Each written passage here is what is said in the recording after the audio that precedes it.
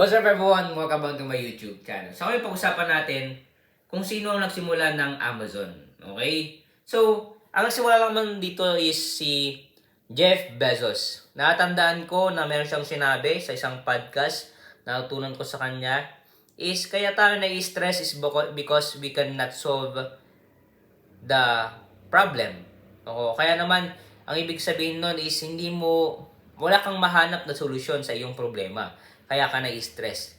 Pero kapag nalaman mo na yung solution, yung stress is nawawala. Okay? Kaya ang goal is we need to pray, to trust God, na ibigay sa atin yung solution.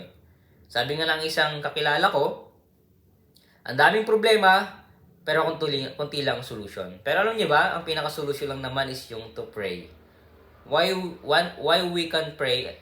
Why you worry when we can pray? Parang ganon. So bakit ka mag-worry kung nag-pray ka na? Kasi God give us or God reveal us the solution. Okay, ang naging lesson dito is yung start small, online books, then expand massively. Okay, so itong Amazon is ito yung palagi ko international na mabilis makabenta. At quality yung mga binibenta nila. Okay, especially pag wala kang mahanap dun sa Shopee, Lazada, na yung especially yung mga libro. Okay, so ang lesson dito na kailangan nating gawin is start ka sa maliit. Lahat naman ng mga business is nag-start sa maliit, tama?